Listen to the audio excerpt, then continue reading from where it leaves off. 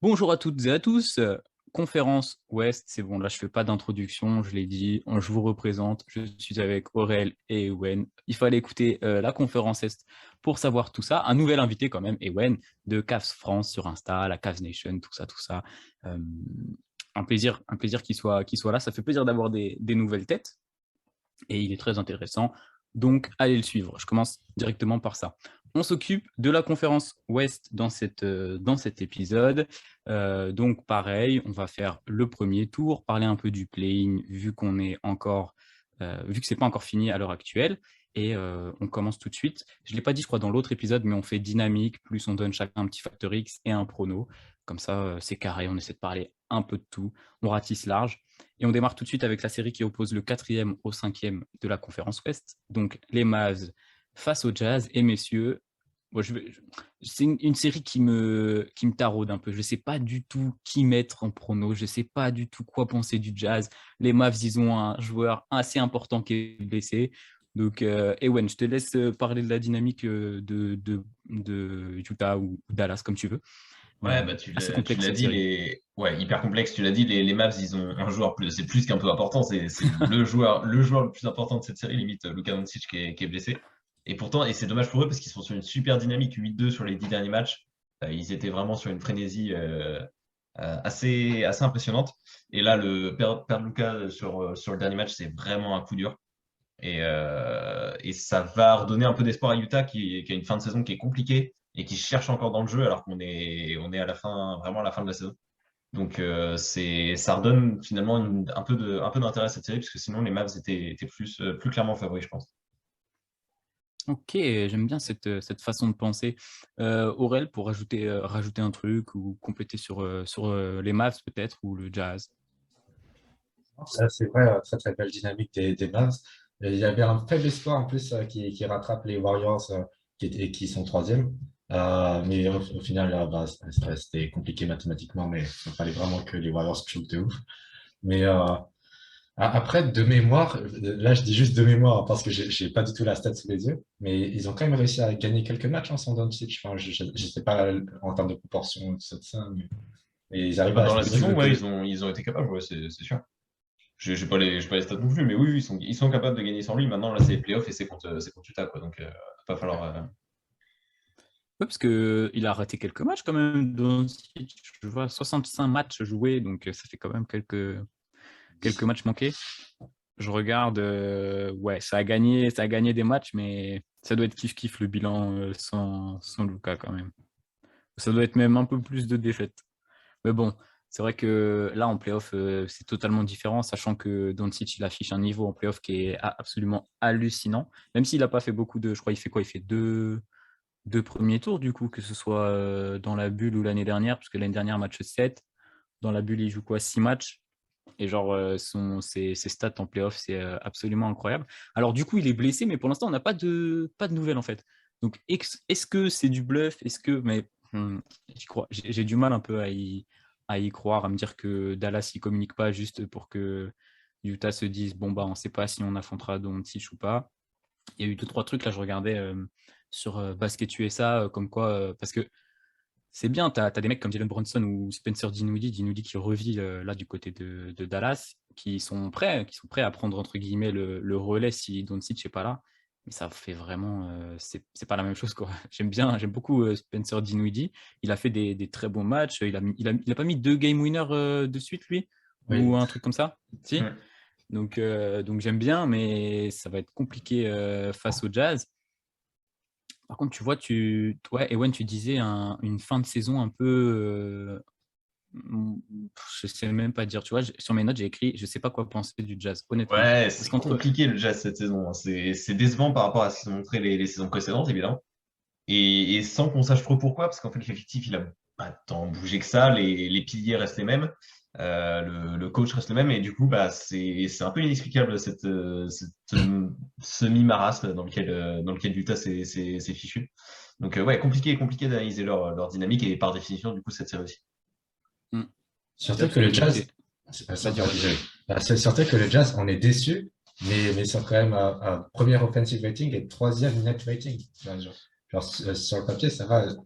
C'est juste que je sais pas, on est habitué à mieux, entre guillemets. Enfin, je sais pas comment ça se fait qu'on n'ait plus autant de hype, mais c'est vrai que là, s'ils sont tapés au premier tour, c'est sachant qu'il y a toujours des histoires de. Enfin, je sais plus s'ils ont refait surface cette saison, mais entre le vestiaire, Rudy Gobert, Donovan Rudy Mitchell. Gobert, il est en rumeur de transfert depuis quelques semaines là, maintenant, Ah pour ouais? la saison prochaine. De transfert ou de juste changer d'équipe parce que je crois qu'il va être agent libre, j'ai plus les détails exacts. Mais en tout cas, Je pense il pas y a qu'il des soit rumeurs de agent libre. changement d'équipe. Je pense pas qu'il soit agent libre non plus, mais il y a des rumeurs de changement d'équipe à l'orée de la saison prochaine.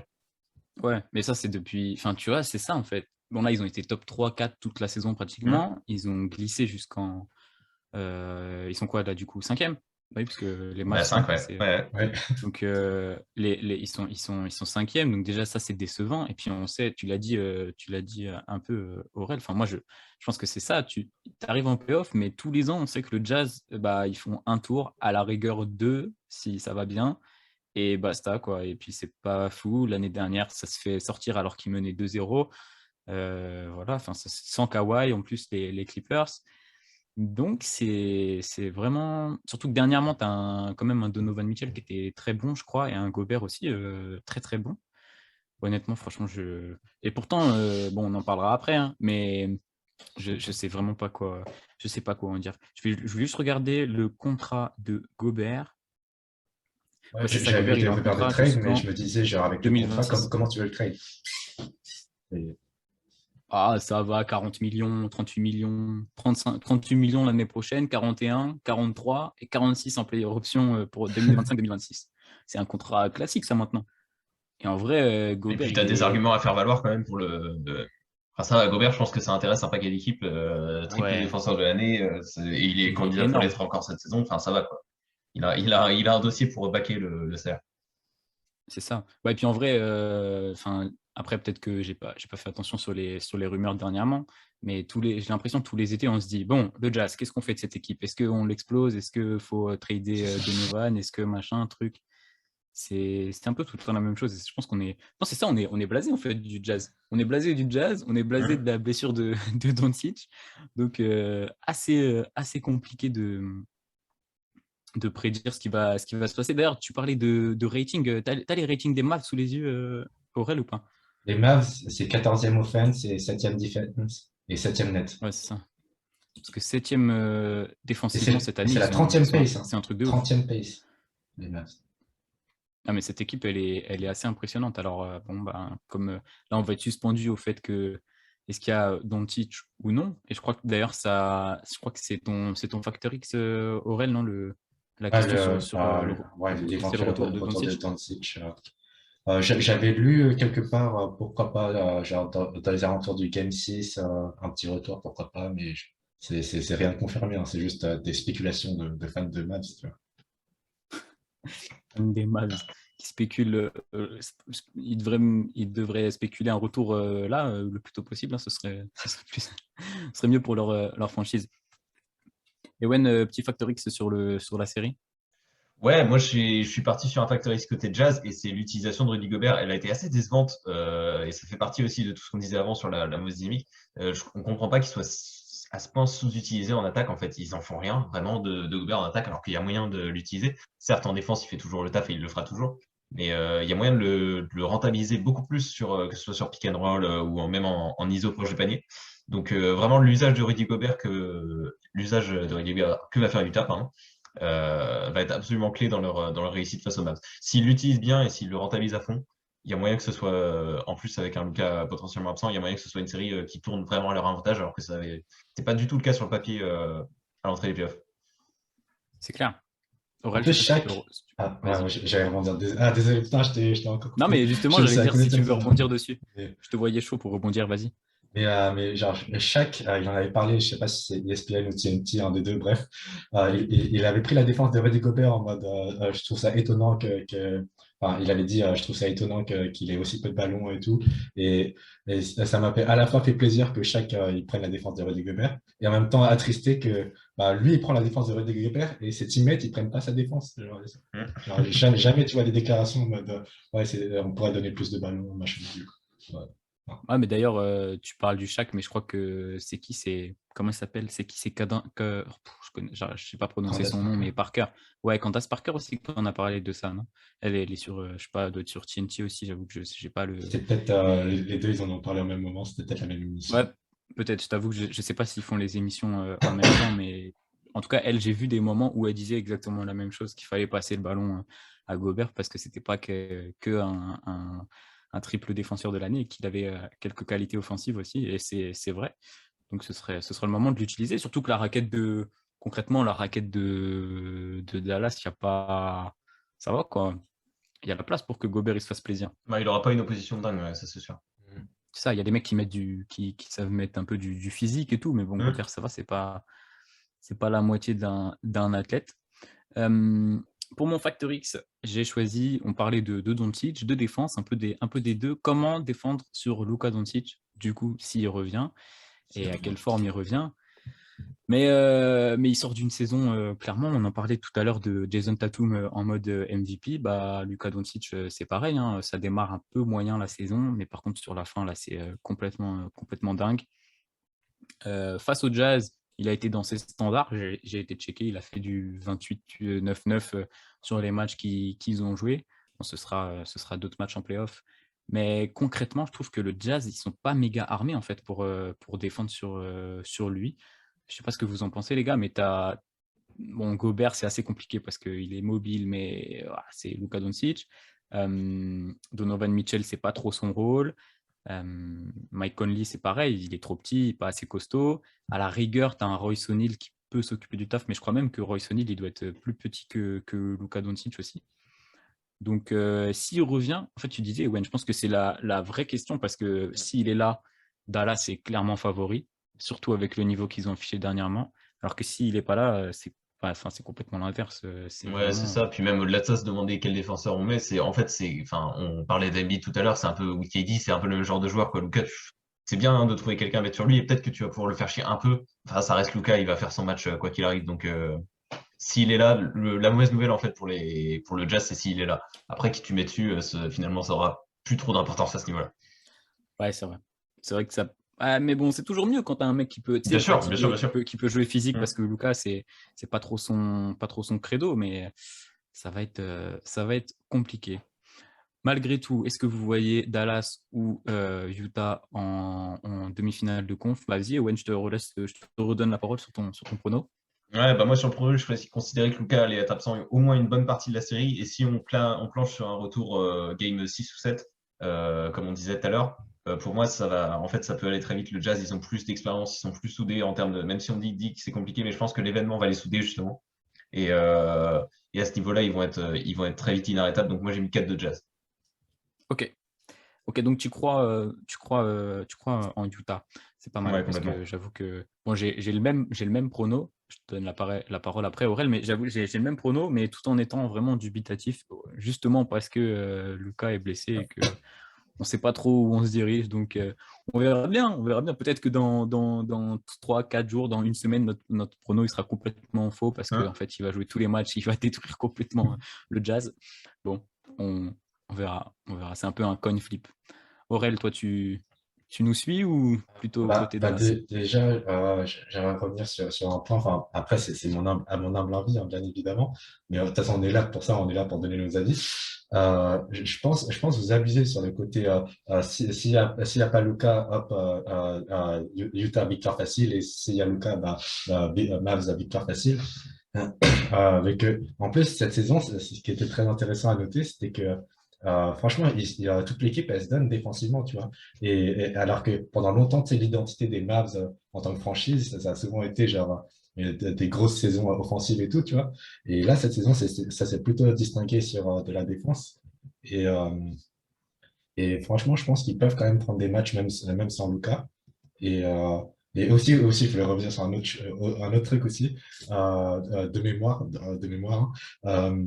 Il me semble la dernière fois que le Jazz et les Mavs se sont affrontés, j'avais vu pas mal de highlights de Rudy Gobert qui arrivait à rester sur Luka, tu vois, et qui l'embêtait pas mal quand même. Donc, Ok. Donc, du coup. Tu nous dis- Du coup, c'est encore plus flou là. Tu nous dis Gobert, il peut défendre sur Doncic. En même temps, les Mavs, ils peuvent se débrouiller sans lui.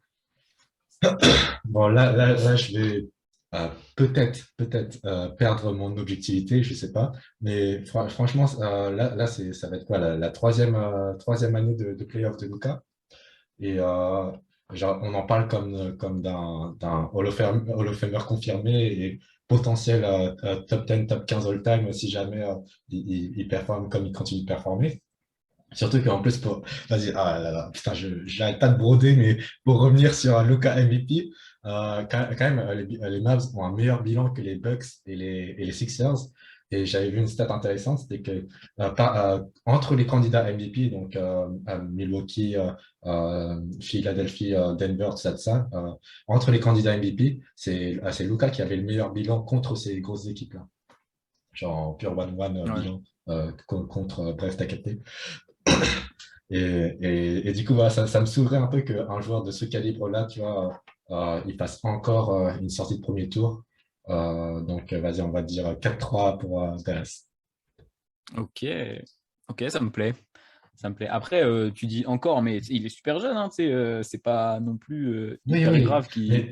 mais je Genre, trouve quel âge ça, il a, Luka, là? je trouve ça ouf, toutes les expectations qu'on lui donne si jeune, mais et- Ah, c'est normal, le mec, il tourne en 28, en 38, 9-9. Attends, quel âge il a? 23 ans. 23 ans, donc en vrai, s'il se casse encore les dents, peut-être que, tu sais, ça peut être comme. Bon, Yanis, Yanis, en vrai, il a pas eu un parcours facile avant le premier titre. Il y a eu des déceptions en playoff et tout, donc c'est assez intéressant. T'as un truc à rajouter, Owen, ou on passe à la Je pense prochaine qu'on série? peut attaquer la prochaine série, elle est intéressante en plus. Elle est très intéressante. Warriors Nuggets, donc le troisième contre le sixième. Et bah vas-y, Aurel, je te rends la parole pour parler un peu des dynamiques ou d'une seule dynamique, comme tu souhaites. Alors, Warriors et Nuggets, les deux, leurs 10 derniers matchs, c'était du 6-4. Après, je pense la dynamique des Warriors était plutôt pas mal. Genre, je crois que Jordan Poole, sur ses 20 derniers matchs, avec quelque chose comme ça, il tournait plutôt bien, il scorait plutôt pas mal. Clay aussi, il arrivait à scorer contre des équipes de merde, entre guillemets. Euh, franchement, en fonction de comment merde. J'allais entamer sur le facteur X déjà. Bref. Mais en fonction de comment Curry revient, cette équipe, elle peut faire grave. Surtout, je sais pas quand il va revenir, mais si tu as des infos. J'ai vu qu'il pouvait revenir, non? Ou je Genre dis dès des maintenant. bêtises? Bah, je crois, hein. Je sais pas si Owen. Probablement absent le début de série, de ce que j'en sais. Ah ouais, tous les mecs sont censés revenir moitié Ouais, 6, il me en fait, semble. c'est difficile à évaluer parce qu'à ce moment-là de la saison, forcément, les équipes préfèrent rester assez secrètes sur le statut de leurs blessés, surtout quand c'est des joueurs importants. Mais on pourrait être sur un retour en cours de série pour Curry, voilà. Ouais. Donc ça va. Bon, en même temps, tu disais, je trouve que. Qu'est-ce que je me suis noté? Ouais, c'est ça, tu l'as dit, un Jordan Poole en feu, Klay Thompson qui retrouve dangereusement son niveau, et Mm. Curry évidemment sur le côté. Wen, tu as un truc à rajouter sur la dynamique des Warriors? Ouais, bah, comme disait Aurel, les deux équipes sont en 6-4 sur les 10 derniers matchs et pourtant les dynamiques semblent assez différentes. Warriors, t'arrives quand même plus serein, je trouve, avec plus sûr de ton jeu. Ouais, t'as pas la même équipe, hein. T'as pas la même équipe, c'est clair et net. Et malgré tout, la dynamique de Denver est pas dégueu du tout. Ils font plutôt une très bonne saison. Mais ouais, avantage Golden State quand même sur la dynamique. C'est ça, tu parlais des Nuggets, et je l'ai dit tout à l'heure, je faisais le parallèle entre Jokic et Embiid. Bon, bah 6-4, non, 6-4, c'est ça sur les Ouais, 10 sur les derniers 10 matchs. derniers, ouais. C'est pas mal, c'est pas non plus un truc de ouf. Mais par contre, Nikola Jokic, lui, a aucun problème. J'ai noté, bah tiens, tu vois, les 10 derniers jours, j'ai noté, il tourne en 38-16-6, ce qui est C'est absolument bon. Après, avec la saison qu'il fait, c'est presque normal, quoi. Mais c'est complètement dingue. Euh, voilà, qu'est-ce que. Ils ont dû batailler un peu quand même pour garder cette sixième place parce que les Wolves se rapprochaient. Les Wolves ont choqué un peu, notamment un match à Washington qui était assez important et qu'ils ont perdu. Donc, ouais, ça va. Ça va être intéressant de les voir arriver en playoff, ces Nuggets. Évidemment, pas de. Je parle sous votre validation, mais je crois que c'est définitif. Il n'y a pas de retour de MPJ ou de retour de Jamal Murray, hein. Je suis pas fou. Là, c'est fini. On les reverra pas à part la saison prochaine.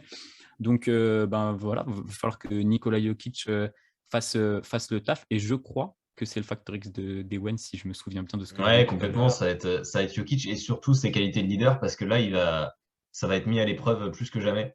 Parce qu'il a effectivement, il manque Michael Porter Jr., il n'y a toujours pas de Jamal Murray évidemment. Donc il va vraiment avoir le rôle de porter cette équipe de Denver encore plus que d'habitude et encore plus face à un collectif qui, lui, et que Curry soit là ou pas, est soudé, connaît son jeu, est sûr à 100% de son coach. Euh, donc ouais, ça va être le collectif de Golden State va mettre vraiment à mal les qualités de leader de Jokic et il va falloir qu'il montre que c'est lui l'homme qui porte son équipe, qui tire ses coéquipiers vers le haut. C'est ça. Et puis, il a un Kevon Looney en face de lui. Mm. J'aime beaucoup Kevon Looney, hein. C'est un vrai soldat, mais normalement, là, il n'y a pas de, pas trop de débat sur la match-up. Il est censé envoyer des dingueries. Donc, hâte de voir ce que ça donnera Jokic. Aurel, pour rebondir ou pour nous donner ton facteur X? Non, c'est sûr, Jokic, il fait une saison monstrueuse et il faudra qu'il confirme ça en playoff. Surtout que, enfin, j'aime bien Draymond Green, mais ça va, quoi. Il y a moyen qu'il fasse du sale dans la raquette quand même, de Golden State. Et ouais, en parlant de Jokic, là, j'étais en train de revérifier vite fait les fameuses stats avancées, là, tu sais, PR, win share, box plus minus, ça. Bon, c'est une Les dinguerie, trucs que t'aimes Jokic. bien, là? Ouais, bah Ah, ouais. c'est une dinguerie, Jokic. Et c'est incroyable, là, genre, de la même manière que Giannis, quand il enchaînait les saisons MVP, après là, on est là en mode, on est habitué, et du coup, on s'en bat un peu plus les couilles. Pareil pour Rudy Gobert tout à l'heure, j'ai oublié de le dire, mais les triple deploy, du coup, maintenant, on est habitué et on oublie à quel point bah, c'est tous les jours un candidat deploy. Et, euh, et là, Jokic, enfin, même si je suis pas fan, dans l'absolu, je suis pas fan de donner un MVP à quelqu'un qui est sixième de conf, mais euh, genre, on verra à quel point ESPN seront des bandeurs ou non de stats avancées, mais, mais, mais si on a donné un MVP à Russell Westbrook pour sa saison triple-double, en mode soi-disant c'est historique, tu vois, bah, meilleur pilleur de l'histoire, euh, peut-être, pourquoi pas, il existe un monde où il est MVP cette année. Ah, donc donnez-le à Yanis parce qu'il a un meilleur bilan. Et il a un PER qui est un tout petit peu plus bas. Ah, Giannis, il fait le deuxième meilleur pilleur de l'histoire, hein. Ouais, on en a pas parlé, mais On est tous sur il est fort Jokic, mais aussi. waouh. Et du coup, ton facteur X, Aurel? Ah, ok.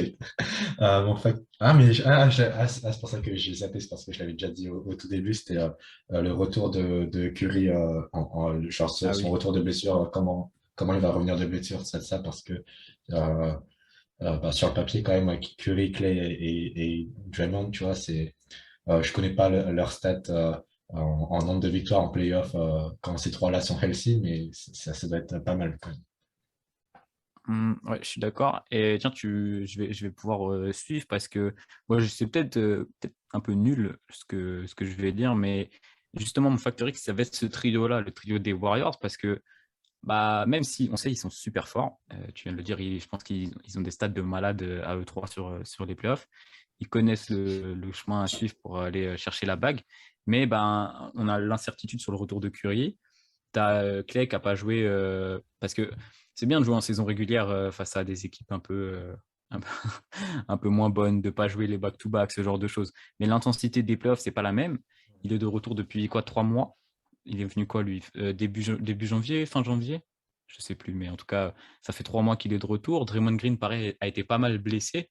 Et comme on a pu le dire tout à l'heure pour le hit, attention aux blessures, attention à l'intensité qu'il va falloir mettre sur ce premier tour, parce que même si les Nuggets ne sont pas le meilleur roster de la ligue, il y a des mecs qui sont capables de jouer physique. Donc, je suis curieux de voir ce que ça va donner si déjà Curry revient et si ils sont tous chauds parce qu'on l'a dit tout à l'heure, Clay est assez impressionnant sur la fin de saison. Je sais pas si Ewen, tu as un truc à rajouter là-dessus ou... Ouais, non, bah après, je peux faire la transition sur le prono si tu veux, mais en gros, oui, ça va être ça. Vas-y. Pour moi, ce qui va faire la force des Warriors, c'est que certes, le trio Curry, Clay, Green n'a pas vraiment joué ensemble depuis longtemps, mais ils se connaissent tellement bien. Ils sont allés 5 fois en finale ensemble. Enfin, pour moi, c'est comme le ski, tu vois, ils peuvent arrêter pendant 3 ans, revenir ensemble, et c'est comme s'ils avaient jamais, comme s'ils avaient toujours été là, quoi. Donc, pour moi, c'est ce qui va faire la force des Warriors et ce qui va les faire gagner. Je vois un 4-2 pour eux dans la série. Pour moi, le collectif de Golden State va trop mettre à mal celui de Denver. Ouais, la solitude de Nikola Jokic. Mm. Pareil, bah, je suis un pronostic 2, aucune originalité, mais j'ai le même prono sur la série quand même. Avec un Jokic à ce niveau-là, ils vont forcément prendre quelques matchs. Et puis, le facteur jouer à Denver, il y a un peu plus d'altitude, ils ne sont pas habitués. Je ne sais pas à quel point ça peut jouer, mais Ouais, bon, sur une série, ça joue moins que sur la régulière, en tout cas, ça c'est sûr. c'est clair. C'est clair. Aurel, pour nous donner ton prono. En fait, de base, par exemple, quand j'avais fait mon bracket à Trash Talk, ça, genre de base, j'avais mis victoire des Nuggets sur la série parce que je m'étais dit, vas-y, ça se trouve, Curry va pas revenir avant les demi de conf, trucs comme ça. Mais en vrai, Toi, t'es chaud, toi. mais en vrai, du coup, là, j'apprends qu'il peut revenir sur la série, tu vois. Du coup, je suis en mode, ah merde, peut-être que je dois changer mon prono et tout. Et en vrai, c'est galère et tout, mais vas-y, tu sais quoi, j'ai envie d'être original et je sais, je sais même pas s'il y aura des fans des Warriors qui vont nous écouter, mais désolé pour vous, mais vas-y, victoire des Nuggets 4-2. Ah ouais, t'es en roue libre. Waouh. T'es en roue libre. Fallait mettre les Cavs, sur le hit hein, dans l'autre Champion NBA. champion direct. Aïe aïe aïe. Hey, Mais ouais, Jokic, ça me plaît, ça me plaît. c'est potentiellement un top 10 all-time de joueur offensif de tous les temps. Donc, Ah oui, non, mais Jokic peut faire gagner la série, hein, pour peu qu'il soit en feu et qu'il emmène ses coéquipiers à pas le haut, il peut complètement faire déjouer les Warriors. Ça, c'est pas un MVP pour rien. hmm. Bah, de toute façon, si c'est pas lui qui s'en occupe, je sais pas qui va. Tu Oui, vois, c'est Barton. sûr. Ouais, j'aime bien les Will Barton, les Aaron Gordon, tout ça, mais ça me semble un peu court pour aller chercher cette énorme équipe qui est Golden State et qui peut faire office de favori si Curry revient bien. Bon, on continue avec la prochaine série qui opposera, on en parlait, une série qu'on a envie de voir entre les Grizzlies et les Wolves qui viennent de sortir du play-in de manière assez exceptionnelle. Le Je public. sais pas si, vas-y, bah Aurel, je te laisse parler du match, de la dynamique des Wolves dans ce cas-là. Non, très, très, très bonne dynamique portée par le public incroyable. Oh, ça, j'avais vu des comparaisons entre Patrick Beverley et LeBron James quand ils gagnent le titre. Ah, genre, amusez-vous. Sauf qu'il y en a un qui est septième à l'heure actuelle. Ouais, ouais. Ouais, mais très, très bonne dynamique, malgré le fait que du coup, ils sont septième, tu l'as dit. Après, hum, ah ouais, et après, je crois que Karl Anthony Towns, il est complètement passé à côté de son match, non, au clean. Et Ouais, il est horrible. à voir comment ça va se traduire sur la série, sachant qu'en face, tu as quand même Jaren Jackson Jr., un candidat DPOY. Euh, et globalement, enfin, il y a aussi des Dylan Brooks, des Desmond Banks, ça, et globalement, c'est une très très bonne équipe défensive en face des Grizzlies. Et même si on dit que les Wolves, on a l'impression que c'est une très bonne équipe défensive aussi, parce que Dilo, cette année, il se bat un peu. T'as Patrick Beverley qui a un petit peu changé la mentalité et tout ça. Mais ils sont quand même 13e défensivement. Ils sont pas encore top 10 défensivement, quoi. C'est pas non plus. Voilà. Euh, et genre, franchement, quand je regarde l'équipe des Grizzlies au global, genre toutes les stats de l'équipe, tout ça, j'ai l'impression sur le papier, c'est complètement plus ou moins au même niveau que Phoenix, genre complètement contender, et ça ne m'étonnerait pas qu'ils aillent en finale, les Grizzlies.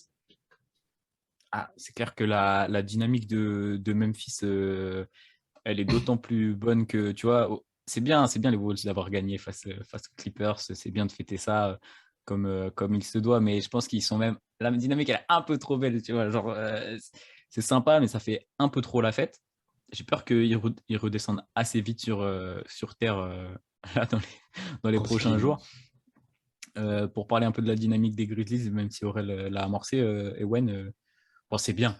On est d'accord. C'est bien, c'est plus que bien. C'est un des rouleaux compresseurs de cette fin de saison. Là, sur les 10 derniers matchs, tu tapes quand même Brooklyn, Milwaukee, Golden State et Phoenix. Et avec la manière en plus. Généralement, c'est des matchs où ils mettent au moins 10 pions d'écart. Et il n'y a pas de Ja Morant sur Et tous ces souvent matchs-là, si. sans Ja Morant. Ouais, il est revenu sur les 2 derniers matchs de la saison, je crois. Un ou deux. Deux Ouais, matchs, il a je peut-être pas vois. joué le dernier, tu sais, parce que toutes les. Ouais, et en plus, ouais, c'est ça. Il a dû jouer 2 matchs sur les 4 derniers ou un truc comme ça.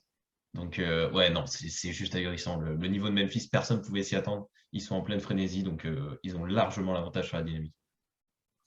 C'est ça. Et puis, même si Aurel, entre guillemets, il pourrait s'enflammer en disant que c'est une équipe qui peut viser les finales de conf ou les finales NBA. Maintenant, avec la saison qu'ils ont sortie, ils sont quoi? Ils sont top attaque, top défense, deuxième de la NBA, et genre bien deuxième. Même si au début de la saison, on ne voyait pas du tout ça, c'est les attentes qui sont posées. Je pense que les fans, si tu leur dis maintenant, bon, bah, tu passes un tour et tu t'en vas, je pense qu'ils ne vont pas être contents, même si sur leur chemin, évidemment, en demi-finale de conf, tu peux croiser les Warriors. Je pense que l'objectif, c'est d'aller le plus loin possible. Et forcément, c'est logique, quoi. C'est assez logique. Côté Wolves, après, on a tout dit. Je ne sais pas si Ewen a un truc à rajouter côté Wolves ou Non, bah, ils ont des si tu résultats un le. peu en demi-teinte sur la fin de saison, mais en même temps, ils n'ont pas eu un calendrier facile, donc ça peut s'expliquer. Et puis, non, non, ils sont à température. Le truc maintenant, ça va être de se mettre très vite dans le bain quoi, des playoffs. Là, ils ont prouvé qu'ils pouvaient le faire face aux Clippers. Il va pas falloir trop se reposer sur ce succès-là. Il va falloir vite prendre la mesure de ce qui arrive après. C'est ça, ouais, entièrement d'accord. Bah, vas-y, je te laisse nous donner ton Factor X, du coup. Ouais, bah ça transitionne un peu sur ça. Je sais que c'est 2 équipes qui ont très peu, voire pas d'expérience en playoff. Enfin, c'est vraiment minime, 2 équipes très jeunes. C'est qui arrive le plus rapidement à prendre la mesure de l'événement et à se montrer à la hauteur des playoffs, en fait, tout simplement. Et je pense qu'il y a des wins, notamment les premières, qui vont juste se jouer là-dessus. Qui prend l'enjeu le plus au sérieux et qui se dit direct, OK, c'est plus la même chose que la régulière, c'est plus la même compétition. Et l'équipe qui arrivera à faire ça le plus vite, à prendre cette mesure-là, prendra, je pense, les premières wins, en fait, tout simplement.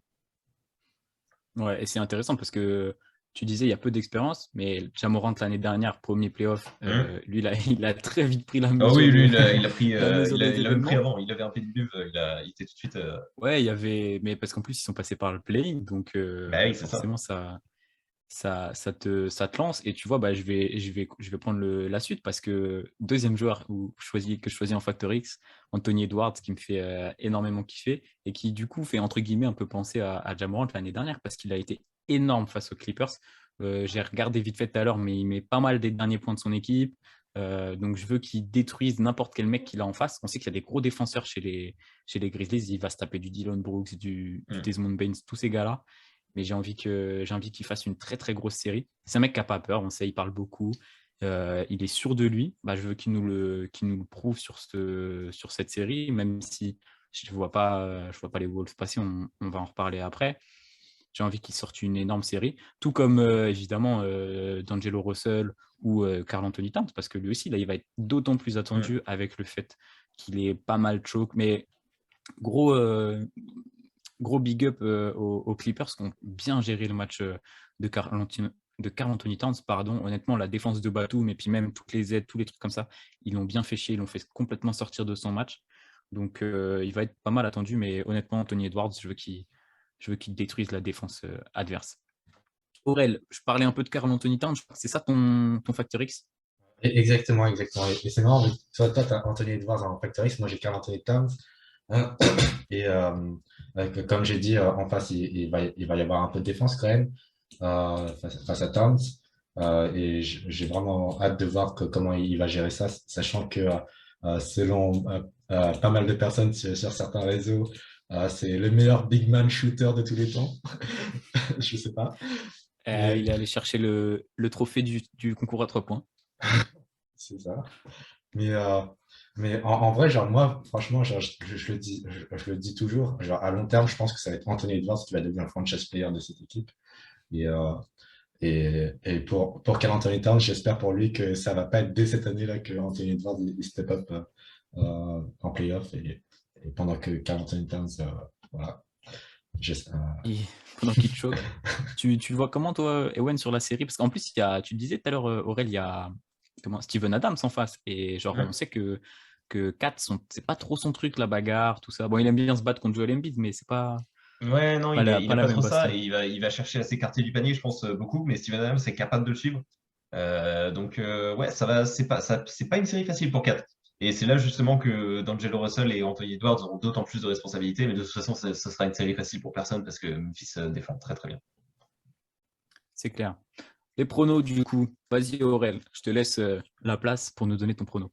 Alors moi, de toute façon, je m'étais dit que ce soit les Clippers, que ce soit les Wolves, que ce soit les Les Pelicans, même si c'est Pels. impossible,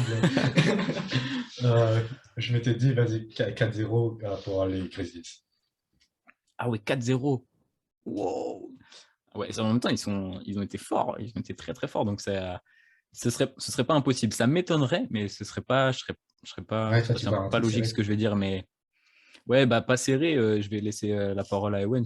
Regarde, à 80%, on a le même pronostic depuis C'est tout à l'heure. probable. C'est très probable. Non, bah, je suis un peu plus optimiste quand même à la capacité des Wolves à gagner au moins quelques matchs et je leur en donne deux. Pour moi, ça va faire 4 de Grizzlies. Ils sont capables d'aller en chercher sur des matchs où à la fois Russell, Towns, Edwards et en même temps un ou deux mecs en sortie de banc sont vraiment chauds. Ils vont aller en prendre des games et devant leur public, etc.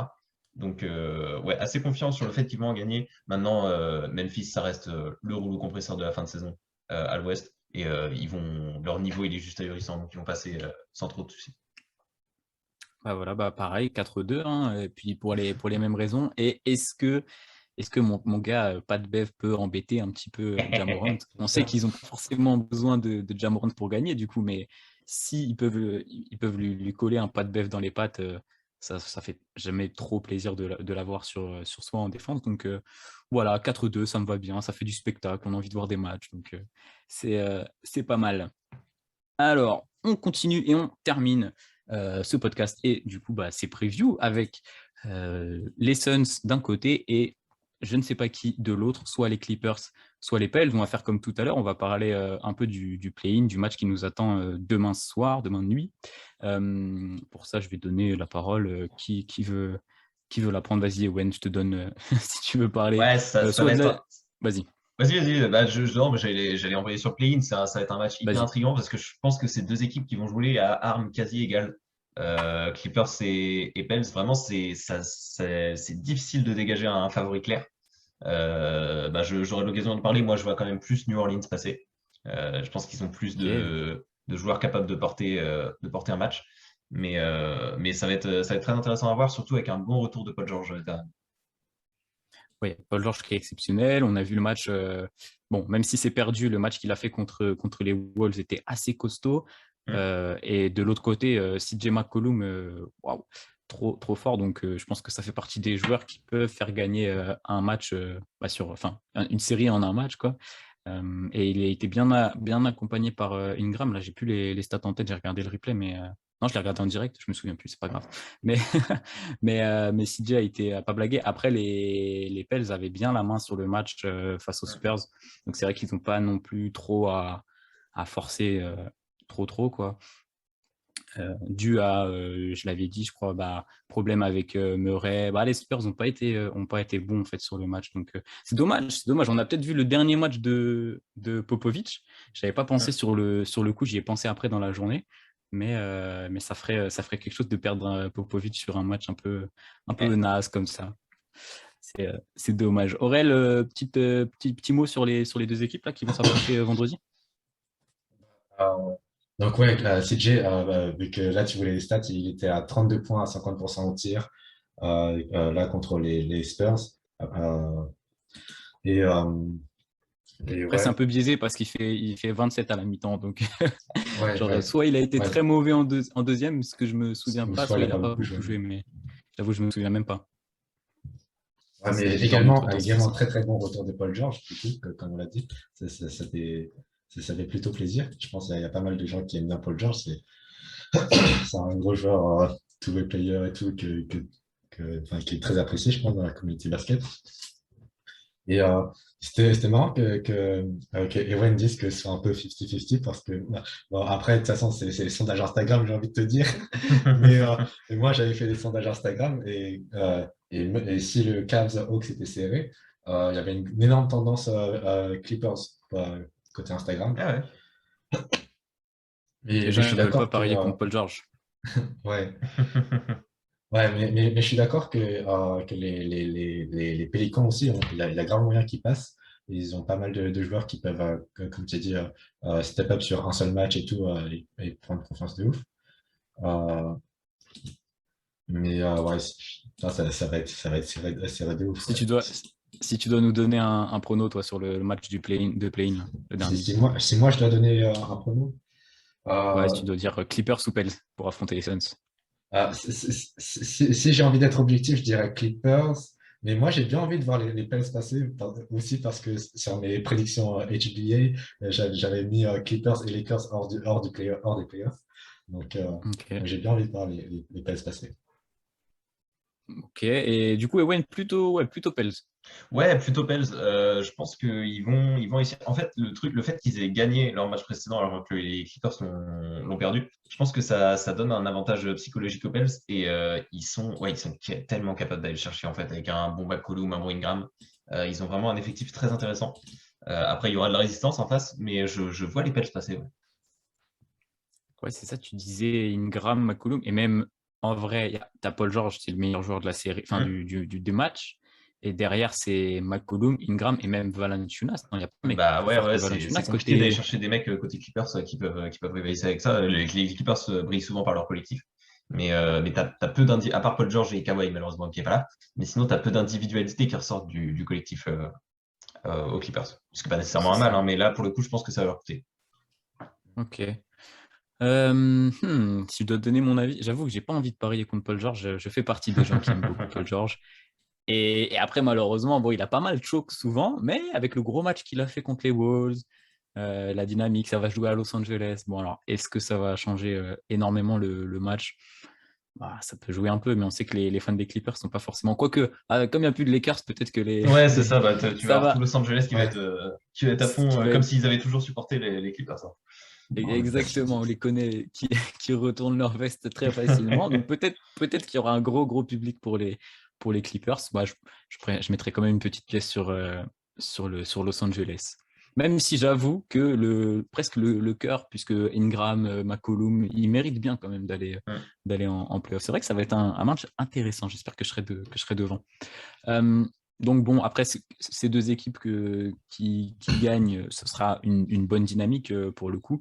Pour parler un peu de la dynamique des Suns, Aurel, je te donne la parole. Bon, bon, c'est pareil, hein, on a une plutôt bonne dynamique du côté de Knicks. Ouais, plutôt bonne dynamique. Ils ont complètement roulé sur la ligue. Ils sont à quasiment 8 victoires de plus que le deuxième de la deuxième meilleure équipe de la NBA. J'espère que Monty Williams sera coach de l'année. Et Ça, la meilleure saison de tous les temps ouais, pour les mais Suns. meilleure saison all-time pour les Suns. Bon, ils n'ont pas réussi à taper les 60, 65. Enfin, ils sont à combien? Ouais, 64. Ouais, ils n'ont pas réussi à aller au-delà des 64. 65. Dommage. Mais non, il déroule, il déroule. Ouais, c'est énorme, top attaque, top défense. Il y a eu dernièrement, je sais pas si ça fait partie des 10 derniers matchs que tu as checké, Ewen, la défaite face à Memphis quand même. Ouais, je sais plus si c'est dans les 10 non plus, mais ouais, effectivement, il y a des fêtes contre Memphis, ouais. Donc Memphis sans Ja Morant avec des Suns au Hmm. complet. Donc ça fait un petit point noir, mais bon, c'est pas non plus, ça va. Je pense En que plus, si tu veux rajouter un truc sur la. Vas-y, Aurel, vas-y. je crois qu'il n'y avait pas Jamorant, mais il n'y avait pas non plus trois autres starters, hein, à Memphis. Je crois Memphis, ils ont Ouais, été il manquait nuls. du monde, ouais. Ouais, c'est vraiment un point noir Ouais. sur un grand tableau blanc, mais ça reste un petit point noir. On est d'accord. Si tu veux finir la dynamique des Suns, Ewen. Bah, il n'y a pas grand-chose à rajouter, que c'est la meilleure équipe de la Ligue cette saison, et puis voilà, c'est indéniable. Ils ont le meilleur bilan, ils ont fait la meilleure régulière, ils ont été au-dessus dans tous les compartiments du jeu. Et ils arrivent avec une dynamique de leader, tout simplement, ils arrivent avec la confiance. C'est ça, ils ont tout le monde en forme en plus, Hum. puisqu'il y a eu quelques équipes avec des petites blessures à gauche, à droite. Là, c'est bon, tout le monde est là. Chris Paul a le pouce réparé, la cuisse en place, machin, bidule. On va essayer de le garder jusqu'au bout. Et tu disais meilleur record, bref, meilleur bilan de la saison. Est-ce que, comme les Bucks de l'autre côté, moi, j'avoue, les Suns, et aussi pour voir Chris Paul soulever le trophée, je pense que c'est mon favori pour le titre, clairement. Après, vous aviez donné votre avis dans la conférence Est. Vous étiez plutôt Bucks, du coup, si Ewen vachement Moi, entre les deux. j'étais un peu entre deux. Je vois, en fait, pour moi, les Suns, leur plus gros challenge, ça va être l'équipe qui vont affronter à l'Est s'ils vont en finale. Mais je vois pas de challenge équivalent plutôt en fait dans les playoffs. Et je pense qu'ils sont carrément capables de gagner une série contre n'importe qui, y compris les Bucks. Ok. Et Aurel, pareil, tu disais plutôt Bucks. Ouais, Vous êtes de la même team, c'est ça? ouais, j'étais plutôt Bucks. Team conférence Est.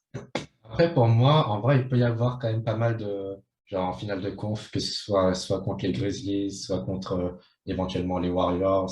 Je pense que ça peut être quand même très disputé, leur finale de conf. Mais ouais, je pense qu'il y a une raison pour laquelle il y a énormément de gens qui mettent Bucks Suns en finale. On est d'accord. Et pour le coup, enfin, je les vois aussi favoris parce que merde, ils viennent de gagner 63 matchs, c'est énorme. C'est très très peu de. Au final, quand tu gagnes plus de 60 matchs, c'est une énorme saison. Ouais. Donc quand même, et puis ils ont l'expérience, ils ont les joueurs qui sont allés en playoff l'année dernière, c'est la même équipe. Je les vois vraiment favoris Michael pour Bridges, le coup. TTY. Ouais, j'aimerais bien. Ce sera certainement pas le cas, mais ça me ferait plaisir.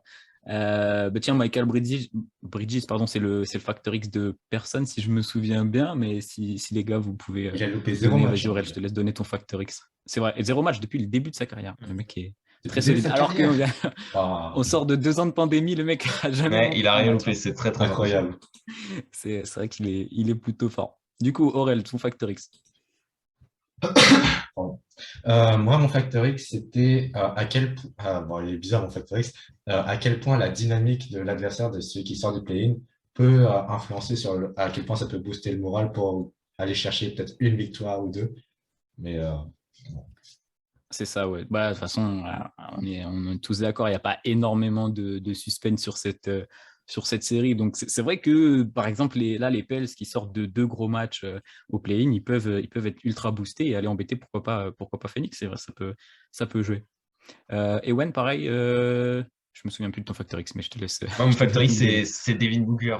C'est même un factor X limite global sur tous les playoffs pour les Suns, dans le sens où c'est vraiment, on sait que c'est un joueur qui peut prendre feu sur des stretches de match. Et là, cette série, c'est parfait pour lui pour prendre le rythme, en fait. S'il commence à lâcher des 30, 40 pions dès cette série-là, parce qu'il va avoir clairement peu de résistance face à lui, que ce soit Clippers ou Pels, il va être dans son fauteuil habituel. Donc, s'il arrive à prendre feu très vite, non seulement il mettra fin à la série très vite, mais en plus, pour tout le reste des playoffs, ça peut le driver un truc de fou. C'est vraiment une très bonne entrée en matière pour lui, je pense. C'est ça, ouais. Joueur, ouais, il est impressionnant. Il a été très, très fort quand Chris Paul manquait des matchs. Franchement, j'ai hâte de voir. T'as raison, j'ai hâte de voir les playoffs qu'il va nous envoyer. Aurel, si tu veux rebondir là-dessus, sinon je donne aussi mon facteur X. Totalement, comme vous, j'ai hâte de le voir. Ça peut être potentiellement un énorme joueur. Déjà, il n'y a pas beaucoup de joueurs qui ont claqué 70 points en saison régulière. Et là, l'année dernière, il confirme le fait que c'est pas juste un joueur de régulière. Hop, il est capable d'aller en finale NBA. Et si son idole, c'est Kobe Bryant, il performe en playoff. Il faut que lui aussi, il performe en playoff. Et puis voilà. Hein. Deux, trois séries de playoffs où Kobe n'a pas trop performé aussi, mais bon, c'est pas, ça arrive même au meilleur. Moi, j'ai été checker un peu, je savais pas trop quoi dire, puisque comme bah, on n'a pas trop l'adversaire, j'avais pas envie de choisir un joueur. Donc, je suis allé regarder un peu les stats de l'année dernière des Suns, c'est en fait des seconds couteaux, des mecs un peu dans l'ombre, les Michael Bridges, les Ayton qui avait fait une super série face aux Lakers, Cam Johnson, les Cam Payne. Et l'année dernière, franchement, toute l'équipe au global, bah, vous allez me dire, c'est logique, ils sont allés en finale, ils ont perdu malheureusement, heureusement, après, ça dépend dans quel camp on se situe, mais ils ont perdu 4-2, donc ils étaient très forts. Et franchement, l'année dernière, ils ont tous été costauds. Il y a 2-3 gars qui sont passés à gauche, à droite, un peu au travers des matchs. notamment Chris Paul en finale, malheureusement.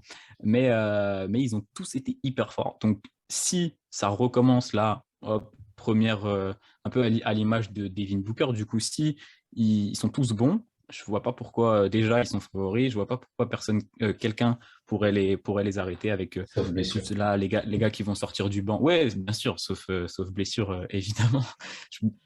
Je sais pas pourquoi tu dis ça. Je vois pas de joueur qui pourrait se blesser dans cette série, mais enfin dans cette série, dans ces playoffs, dans cette équipe. Mais ouais, voilà, c'est ça, un peu avoir l'œil sur plus que forcément le duo Chris Paul, Devin Booker, voir un peu comment s'en sortent les gars de long, tant sur le plan défensif, offensif. Ça, c'est une équipe qui m'a attrapé là sur les dernières saisons, les Suns qui sont très très forts. Donc je vais bien me régaler en les regardant. Messieurs, je pense qu'on a fait le tour. On balance les pronos, sauf si vous avez un truc à rajouter, mais bon, sans adversaire et avec des Suns aussi forts, je pense qu'on peut y aller. Vas-y, Ewan, je te laisse la parole. Ouais, bah moi, que ce soit Pels ou. J'ai mis les Pels contre les Suns, mais que ce soit Pels ou Suns, pour moi, ça va être un sweep. Ok, Je vois pas Phoenix choke, ni même ne serait-ce que lâcher un match dès ce premier tour. Pour moi, ils vont rouler dessus et utiliser cette série à la fois pour prendre la température et en même temps pour montrer à tout le monde, pardon, que c'est juste la conférence Ouest, ça va être eux en fait. Et ils sont là pour c'est aller ça. en finale et rien d'autre. Ok, ça me plaît, c'est audacieux. Enfin, audacieux quoi que je sais pas, en fait, ils sont tellement forts que. mais j'aime bien. Aurel, plutôt d'accord, est-ce que tu donnes un match à leurs adversaires? Non, totalement d'accord, 4-0 et puis basta. Et objectif final NBA minimum et on verra. Ok, bon allez, je vais être un peu plus gentil pour les Clippers, parce que je veux que ce soit les Clippers qui les affrontent. Un gros Paul George sur un match, on sait jamais. Des fois que ça passe. Et puis voilà, à Los Angeles, un petit 4-1 face à que ce soit Pels ou Clippers. J'avoue, j'aime pas trop mettre des sweeps, c'est un peu violent. Je suis quelqu'un de doux, quoi. J'ai envie que chaque équipe réussisse un Ouais, petit souvent dans les peu brackets, on a à du mal son à mettre des niveau. sweeps et au final, quand tu regardes les playoffs, bah, il y en a 3 ou 4 dans tout le truc et tu te dis merde, oui, bah, c'est vrai que ça existe. Ouais, c'est exactement ça. Tu te dis, bah ouais, bah forcément, ils sont trop forts, ils ont gagné tous leurs Ouais. matchs de 20 points, évidemment. Mais bon, voilà, donc on finira sur un petit 4-1. Merci les gars d'avoir participé au podcast. Je voulais juste, du coup, pareil, comme sur la conférence Est, un petit mot sur ce premier tour au global. Commençons par Ewen, un petit mot sur le premier tour, un truc spécifique, comme tu veux. Ah, pareil, il va être très intriguant ce premier tour à l'Ouest. En fait, c'est un peu la même. Il y a deux séries. Non, justement, c'est pas la même. Il y avait vraiment deux séries à l'Est qui étaient relativement pliées d'avance, entre guillemets. Là, à part la série de Phoenix, c'est assez ouvert de partout. Et ça va être hyper intéressant à suivre. Beaucoup de Factor X dans tous les sens et des très très belles séries, notamment le Grizzlies Wolves et le Warriors Nuggets, que j'ai très très envie de voir. Ça va être super cool à suivre. Entièrement d'accord. Et Aurel. Euh, ouais, les playoffs, forcément, très, très excités. Après, bah, forcément, pour moi, il y a deux équipes vraiment qui se démarquent du ouf par rapport aux autres, Phoenix et Memphis.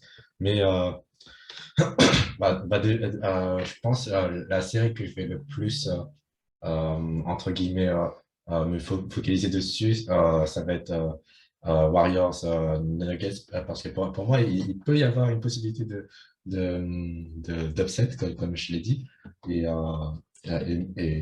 qu'il y en ait une ou non, dans les deux cas, genre, la victoire sera grave méritée, je pense, par l'équipe qui va gagner, et ce sera très intéressant. C'est ça, regardez Nikola Jokic, c'est souvent intéressant, souvent sympa. Donc je suis aussi d'accord. Bon, je pense que vous avez assez bien résumé. J'ai pas grand-chose à rajouter.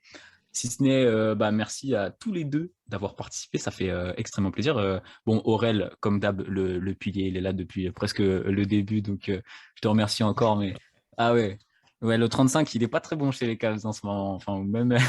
Ah oui, t'inquiète, c'est le long terme. Je comprends. Et Owen, merci beaucoup. Pertinence, éloquence, t'as tout. C'était Ah bah nickel. merci Merci beaucoup et d'avoir merci de m'avoir participé. invité, c'était trop cool. Trop cool. Et à refaire. Bah, c'est normal. Ok, bah, super impeccable. Comme je t'ai dit, plus j'ai d'invités, plus c'est intéressant. En plus, tu vois, tu pourras revenir avec Aurel pour parler plus précisément des Cavs. Peut-être pas cette Ouais, année, du coup, grave. c'est peut-être un peu tard, mais l'année Ah, prochaine, on quand on verra. aura soulevé le trophée, t'inquiète, on reviendra, y a pas de souci. Voilà, Exactement, on fera Dans un 6 gros ans, là, je pense. podcast. Donc, et puis merci à vous, les auditeurs, d'avoir écouté. Comme d'hab, vous partagez, vous mettez des commentaires sur YouTube, puisque Aurel s'occupe de ça, donc faites-lui plaisir. Et puis voilà, je vous souhaite une bonne soirée, une bonne journée, et à plus. Évidemment, allez les suivre sur les réseaux sociaux, je le dis, mais forcément, ça me paraît logique. Et merci à tous, et à plus. On se retrouve pour les previews ou peut-être un petit podcast durant le premier tour. T'as un truc à rajouter, Aurel, je te vois?